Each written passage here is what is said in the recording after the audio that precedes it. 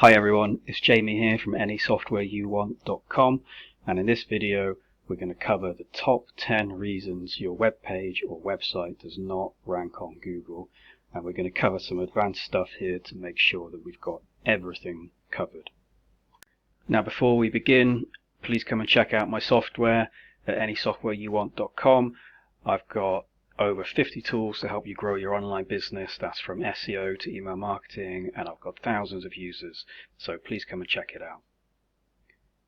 Number one, your website's just too new.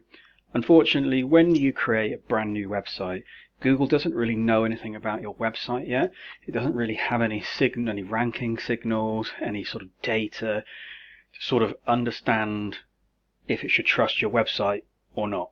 Because there's a lot of spammy websites out there, and until Google can sort of analyze your website and collect data about it, it's sort of cautious in ranking it. For example, the website I mentioned in this video, anysoftwareyouwant.com, that's quite a long, unique domain name, and even that didn't rank for its own brand search for a good few months. So if it's a brand new website, don't panic, that can take several months. But there are things you can do to speed that process up, and we'll cover those now. So you can buy aged domains. So these are domains that someone else has registered, they built a website, and then normally they either got fed up of blogging about something, or their business went under, and they don't want the domain anymore, and they don't own it because it's expired. So you can buy it, and then you can build your new domain on that previously owned domain, and then Google won't treat it quite as new, so you're likely to rank for things quicker. So that's one option. Your second option is that you can decrease this time that it takes Google to trust your new website by building trust signals to it, and that's usually in the form of high quality backlinks. So that's getting other people to link to your website, because every time a good trusted website links to your website, that tells Google a little bit more every time. Hey, you can trust this website. It's a good trust signal. And we'll cover backlinks later on in this video. Number two, on-page over-optimization. So a lot of the time, people, when they're trying to rank for a keyword such as, I don't know, cheap car loans or something like that, they'll repeat that phrase again and again and again in the content to emphasize to Google that's what they're trying to rank for. But you don't really need to do that anymore. Nowadays you write content for a user rather for a search engine. You know, as long as Google can understand that's what your page is primarily about, then that's fine.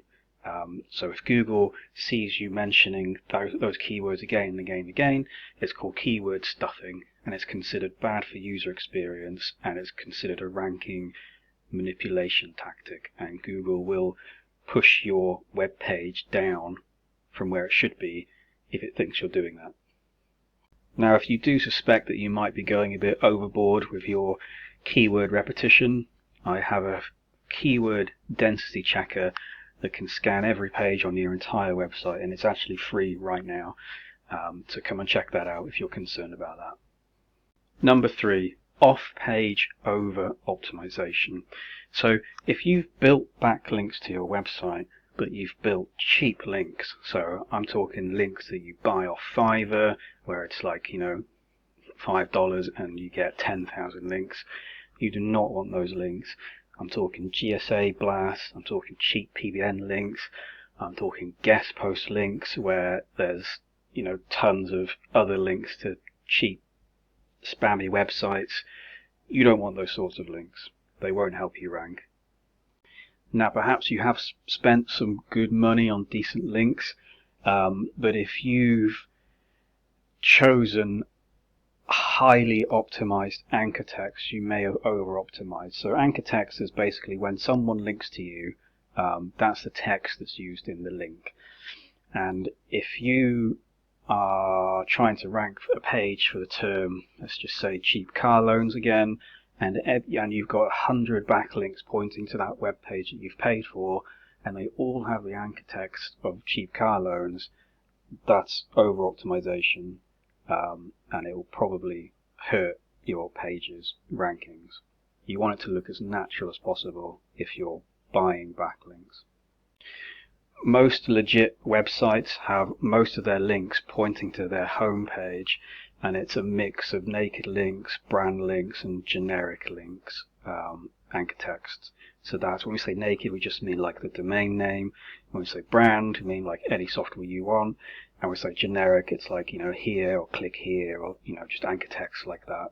And you can verify that. If you go to Ahrefs, put in your favorite website, and you'll see most of the links pointing to the root domain.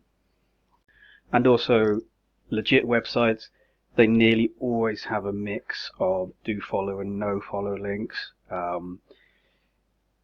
That's just what a healthy backlink profile looks like. You check any of the big legit websites, and it's a mix of both do follow and no follow. So this is often the main reason, or the most frequent problem people have. They're trying to rank a website or a web page, and they just don't have enough link juice pointing to their website. They don't have enough backlinks pointing to their website. So if you don't have enough backlinks, Google will rank other websites higher than you, because each one of those backlinks to your website is an indication that your website is good. And so obviously Google is going to rank the website with the most backlinks, because it means the most trust. Now, the sort of backlinks you want are high quality contextual backlinks from niche related websites. So when we say contextual, we mean it's the link itself is within content that is related, so Google can understand the web page that your link is coming from. So it knows that it's in a similar niche to you. They know that web page is talking about the thing that they're linking to. So that's what we call a contextual backlink. And when we say niche related, a backlink from one medical site to another medical site is worth a lot more than a backlink from a gaming site to a medical site. Niche related links are more powerful. And when we say high quality, what we mean is links such as testimonial backlinks from the home page of websites. We're talking about high quality guest posts where the outbound link count on every page is either 0 or 1. They're not a link farm. We're talking about niche edits where the website owner isn't selling, hundreds every month. They're only giving them out to legit websites that are paying well, so their outbound link count for the entire website is relatively low, or at least normal looking. And also, the websites that you want to get links from, you want them to be high DR, so they've got lots of backlinks themselves, so some of that link juice flows to you, and you want them to be high traffic as well, because sometimes if you buy a link from a website that is high DR, as in it's got loads of links pointing to it, sometimes they can be legit links, but then the website's being penalized, so you probably don't want a link from that site. Or they can be lots of links built to them to inflate the DR artificially, and also again, if you get a link from that site, it's not going to be worth anything. But if you can see there's lots of organic traffic flowing to the website, then Google likes that site, so it's a good idea to get a link from that website if they have high DR as well.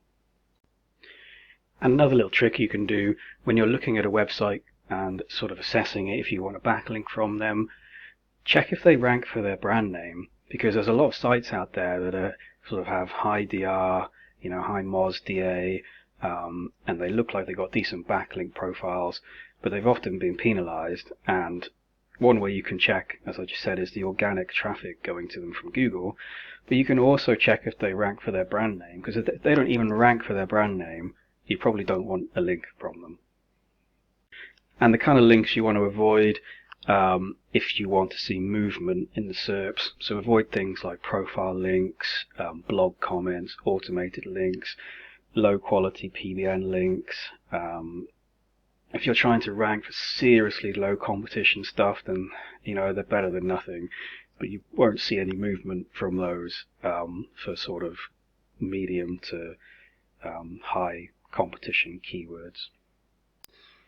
And as I just said again, avoid websites with high outbound link counts, because sometimes you'll see a really nice looking website that's offering guest posts at a really reasonable rate, and then you'll go and check their stats and it's like, oh, they've got loads of links going to them, they're high DR, oh yeah, they've got a little bit of traffic, they look like decent sites. But Google is really smart at detecting link farms. So even if they've got a great site with a great backlink profile, if they're linking out to random sites from almost every page, and their outbound link count is like 3 unique domains on every page, Google's going to see that looks really unnatural, and it's probably going to devalue a lot of most of their outbound links, if not all of them.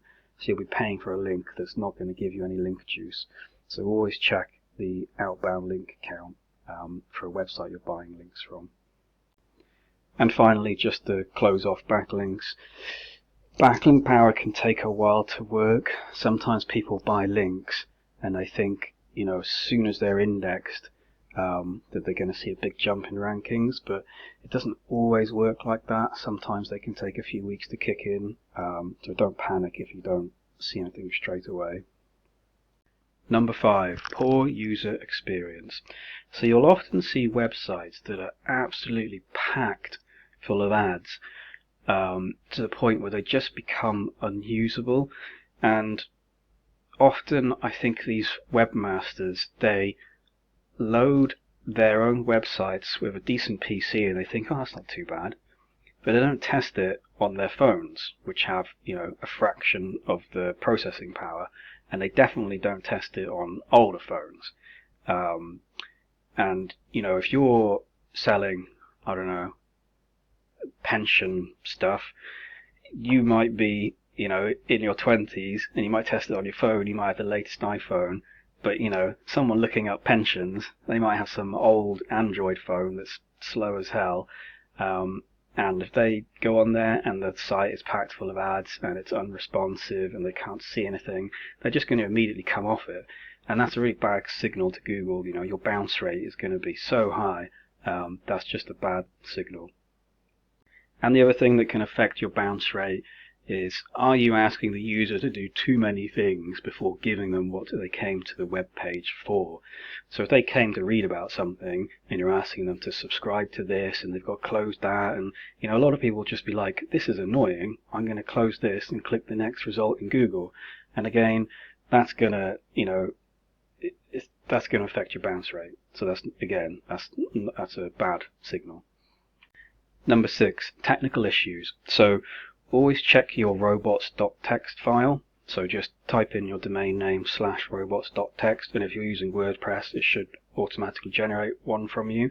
There's plenty of robots.txt checkers online, and they'll tell you what web pages your robots.txt file is telling Google that it's allowed to index and crawl. So always check your robots file, because you'll often find people are accidentally blocking access to web pages. They're accidentally blocking Google from getting to web pages. I've also seen people say, why isn't my web page ranking? And then I've looked at the web page and it's got a no index tag in it.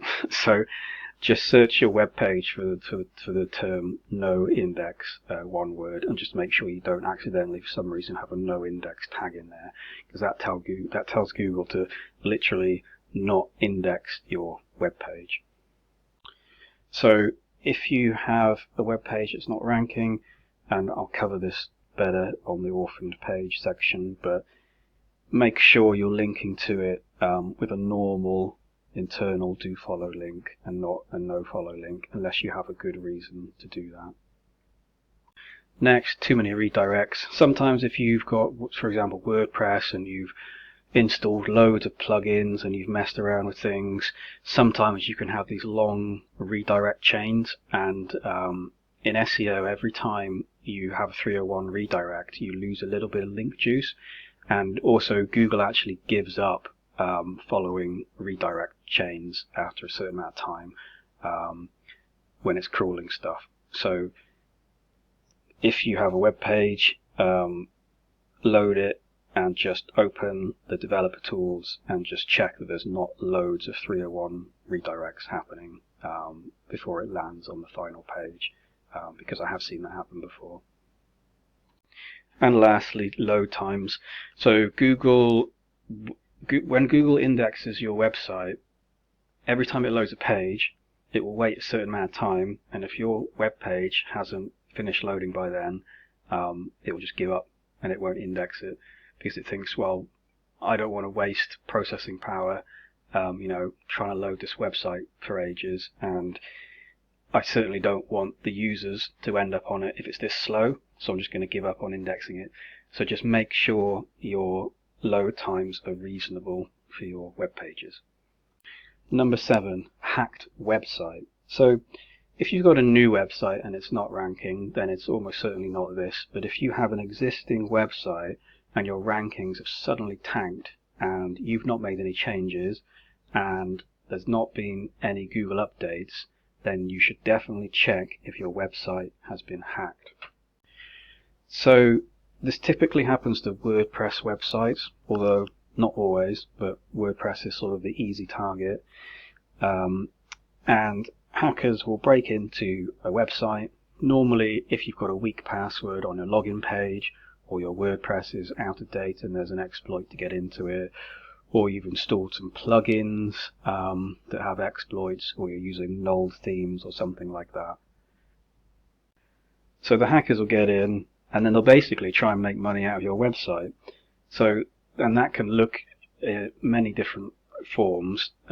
Normally it's something like they will inject hidden links on your home page or other pages to boost up their own sites. So you often won't even know that you're linking to them until you look in the HTML and see these links that are hidden using CSS that point to like gambling websites and adult websites.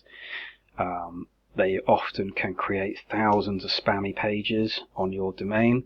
They can give malware to your users. They can redirect your users off to spammy affiliate offers. They're quite they're quite creative with all the bad things they can do, to be honest. And if you think you're seeing weird things in the SERPs for your website when you had a drop in rankings, then you probably have been hacked. I actually have a tool on my website. It's currently free right now. That'll scan your entire website and look for tons and tons of things that might indicate there's been some kind of hack on your website. If you don't want to use this tool, there is another method. It's obviously not as reliable, but you can just put site and then yourwebsite.com and then all this kind of words you would expect to see on a hacked website, casino, gambling, replica for counterfeit stuff, pharmacy, etc. And that will show you any pages in Google's index that contain those terms on your website.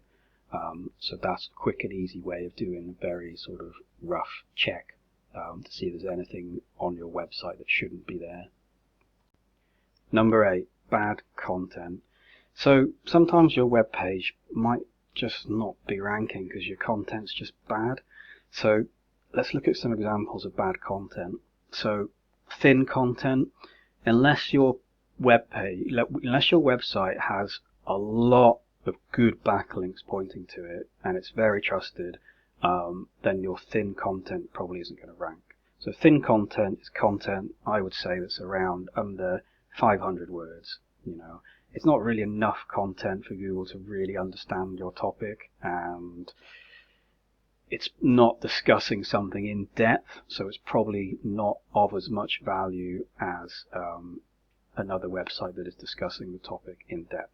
There are some niches where thin content is the norm, and that's okay because you'll be competing with other websites that are also thin content.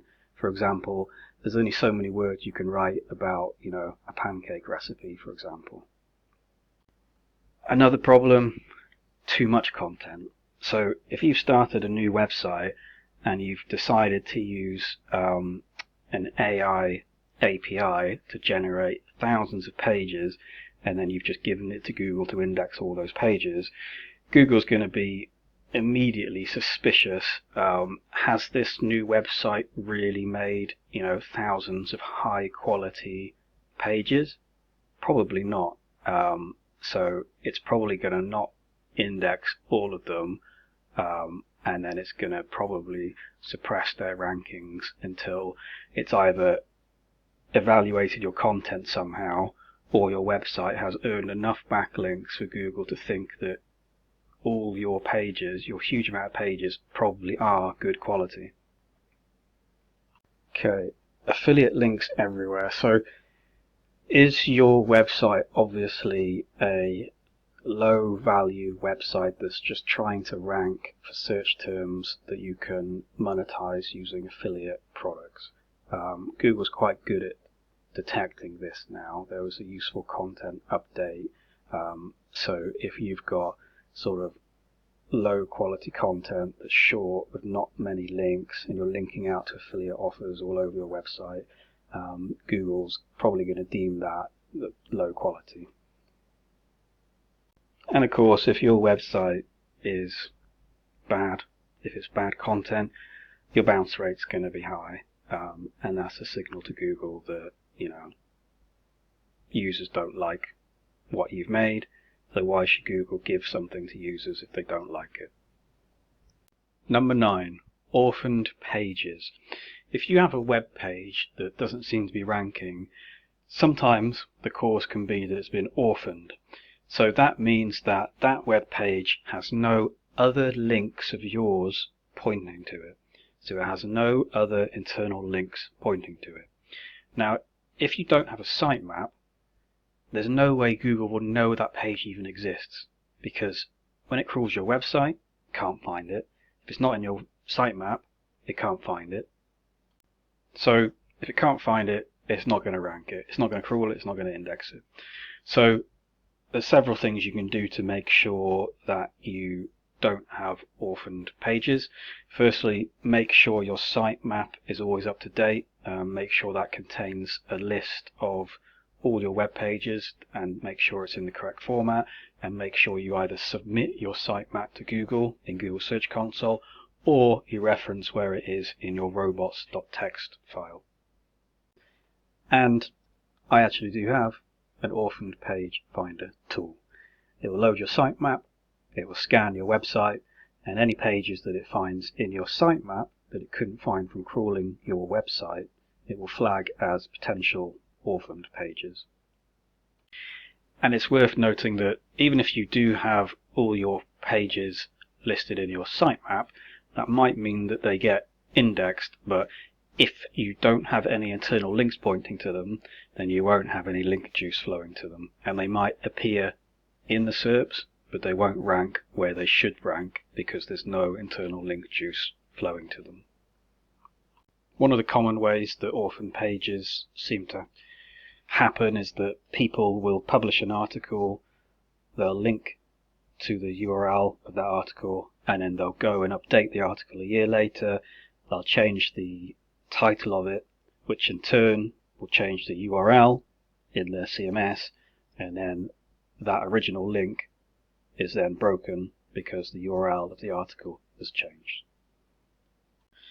Number 10, your web page might just not be indexed. Now, we've covered why this can happen due to technical issues, orphan page issues, etc. But people often complain about not ranking for a keyword, and then we'll check and the web page won't actually be indexed. So check that your web page is indexed. You can do that using Cite, but it's not as reliable as going into Google Search Console and looking if the page is actually indexed or not, because if it's not, that will tell you often why it's not indexed. And then finally, just as a little bonus, I've got to say some niches are just harder than others, and this has become increasingly true over the last few years.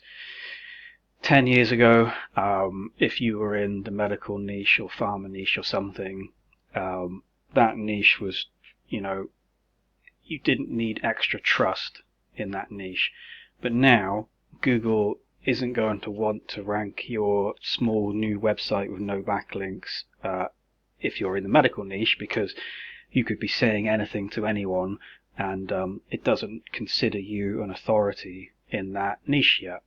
But if you're a larger website and you have links from, government websites like the NHS or other big trusted websites in the medical niche, that tells Google that it can trust you. It says that important medical information that you're giving out is probably correct and it can trust you. So some niches you just need lots and lots more trust signals, and that's usually in the form of backlinks from other trusted websites in the same niche.